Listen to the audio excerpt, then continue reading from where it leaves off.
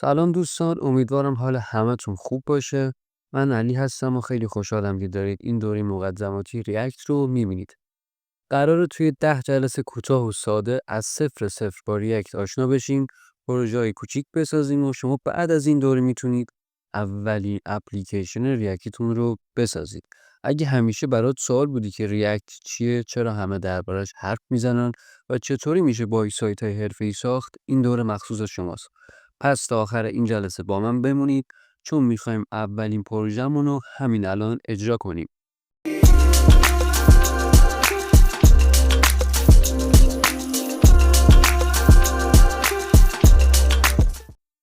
خب اول از همه بریم ببینیم ریاکت چیه و دقیقاً چی کار میکنه. ببینید، ریاکت یه کتابخونه جاوا اسکریپته که توسط مهندسای فیسبوک ساخته شده و الان خیلی از شرکت‌های بزرگ دنیا مثل اینستاگرام، واتساپ، نتفلیکس و صدها سایت دیگه دارن ازش استفاده میکنن. دلیل محبوبیتش هم بخوام بهتون بگم، اول اینکه ریاکت کامپوننت محوره.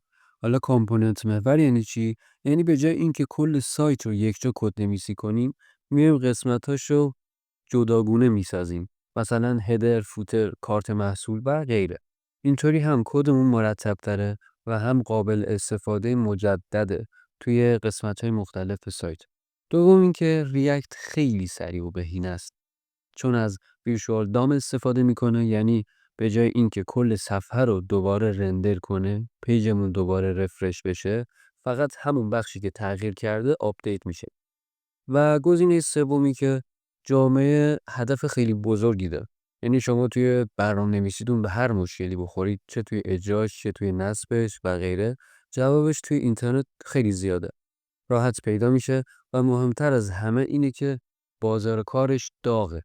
بخوام با روش‌های سنتی مقایسش بکنم، میتونیم با یه سوال جمله‌مون رو شروع کنیم. مگه ما با HTML و CSS و جاوا اسکریپت نمیتونیم سایت بسازیم؟ چرا میتونیم. ولی تصور کن بخوای یه سایت بزرگ مثل اینستاگرام رو فقط با HTML و جاوا اسکریپت ساده مدیریت کنی. هر بار که کاربر روی یه دکمه کلیک کنه، باید دستی دوم رو تغییر بدی، کلی کد تکراری بزنی و مدیریت همه چی برات سخت میشه. اینجاست که ریاکت وارد میشه و همه چی رو برات ساده تر میکنه. دیگه لازم نیست مستقیم با دام کار کنی. فقط میگی چه چیزی باید نمایش داده بشه و ریاکت خودش مدیریت تغییرات رو برات انجام میده. پس ریاکت در واقع سرعت کار و راحتی رو چند برابر میکنه برای ما. بچه‌ها دقت کنید، برای اینکه بتونیم با ریاکت کار کنیم، اول از همه باید Node.js رو نصب کنیم. Node.js به ما اجازه میده از ابزارهایی مثل npm استفاده کنیم که برای نصب کتابخونه‌ها کاملا ضروری. نصبش هم کاری نداره. من پاورپوینت هم اول ببندم، وارد مرورگرمون میشیم و node.js.org رو سرچ کنیم. البته فارسی تایپش کردم، حواسم نبود ولی خب کارمون رو انداخت. اینجا get node.js رو میزنیم. دقت کنید بچه‌ها، اینجا حتما باید نسخه LTS باشه. آخرین ورژن و نسخه LTS رو انتخاب میکنید و این پایین گزینه ویندوز اینستالر رو میزنید. حالا چون من از قبل دانلودش کردم، دیگه الان دانلودش نمیکنم، فقط فرایند نصبش رو بهتون توضیح میدم.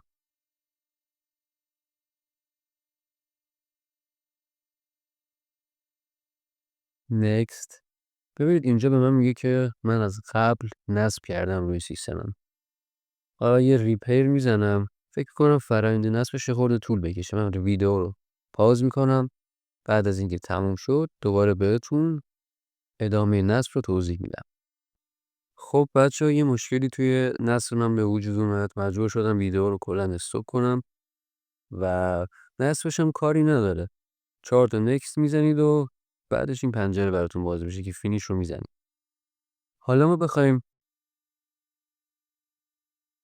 بفهمیم که آیا Node.js روی سیستممون نصب شده یا نه، دکمه ویندوز رو روی کیبوردتون نگه می‌دارید، بعد دکمه R رو میزنید. همچین پنجره‌ای براتون باز میشه. اینجا عبارت cmd رو به زبان کیبورد عوض کنم. عبارت cmd رو تایپ می‌کنیم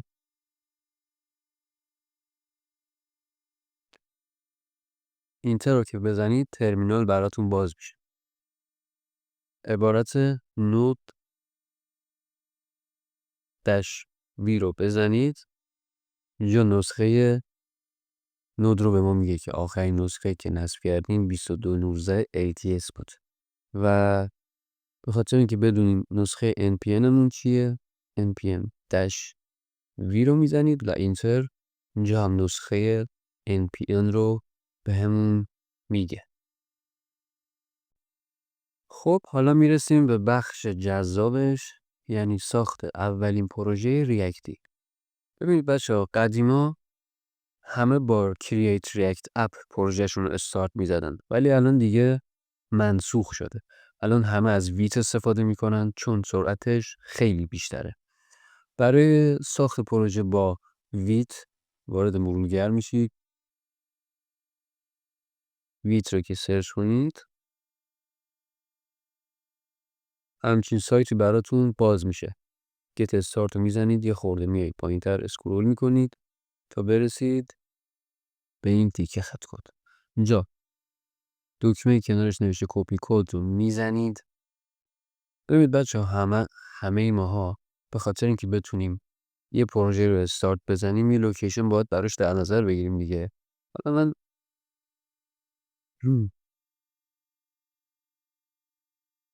یه فولدر اینجا میسازم، وارد فولدرم میشم.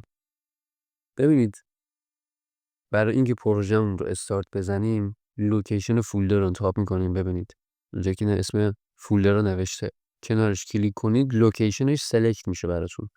لوکیشن که سلکت شد عبارت CMD رو باز هم تایپ میکنید و اینتر رو میزنید که ترمینالتون باز بشه.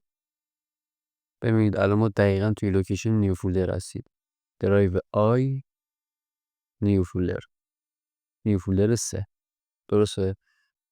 اینجا اون دستوری که توی سایت ویچ کپی کردیم رو پیست میکنیم، اینتر رو میزنیم، فرآیند نصب برای ما انجام میشه.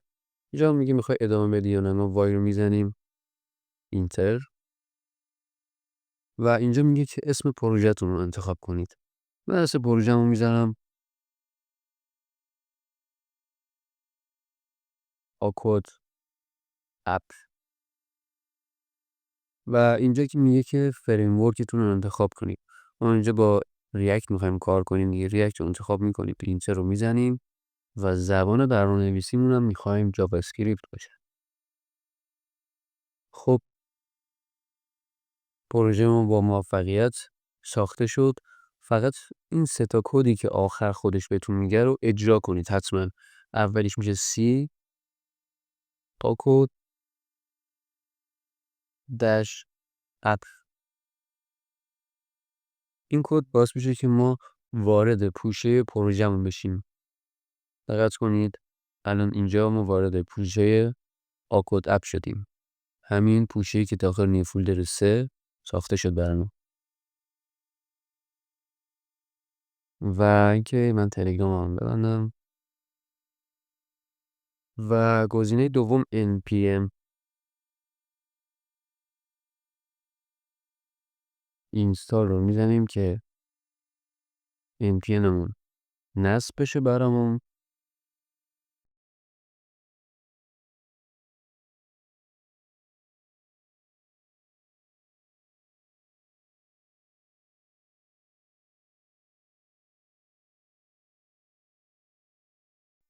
npm برای نصب کتابخونه ها ضروریه، باید حتما باشه. حالا جلوتر بهتون توی VS Code کامل همه چی رو بهتون توضیح میدم.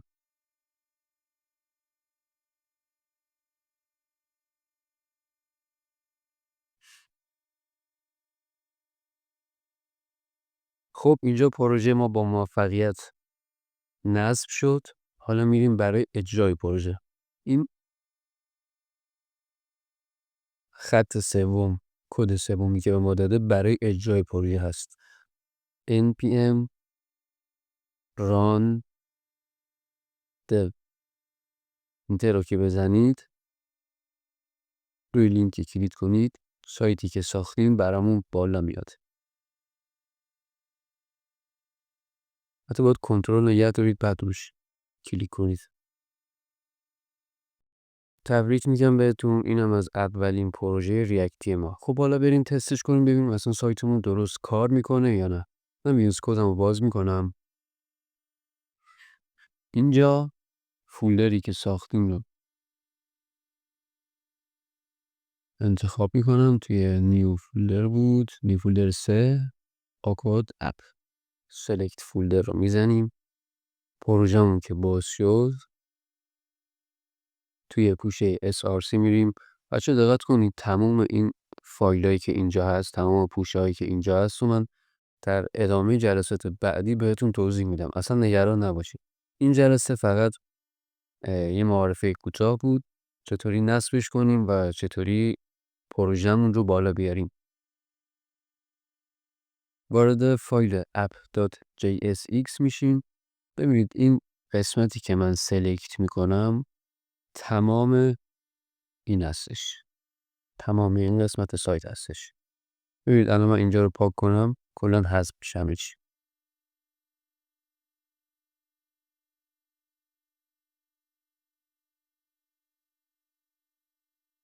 ببینید ارور میاد. خب ما اینجا یه h1 میزنیم فقط به خاطر اینکه تست کنیم ببینیم سایتمون درست هست یا نه. می‌نویسیم low react، کنترل اس رو میزنیم که سیو بشه. مجدد به سایتمون برمیگردیم و این هلو ریاکت رو اینجا میبینیم. خب سایت ما به درستی ساخته شد، اجرا شد و تبریک میگم بهتون، اولین پروژه ریاکتی زندگیتون رو استارت زدید.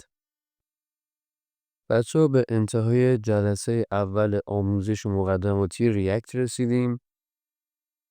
یه مرور کنیم که این جلسه چیا یاد گرفتیم. یکی اینکه ریاکت چیه و چرا انقدر مهمه. 2 چرا به جای جاوا اسکریپت ساده باید از ریاکت استفاده کنیم. Node.js رو چگونه نصب کنیم و آخر از همه این که چطور اولین پروژه‌مون رو با ویت استارت بزنیم یا اجراش کنیم. اگه این آموزش براتون مفید بود ممنون میشم لایک کنی، کانال رو سابسکرایب کنی و نظرتو حتما برام کامنت کنی تا من با انرژی بیشتر جلسات بعدی رو براتون بسازم. مرسی که تا آخر این جلسه با من بودی. خدا نگهدار.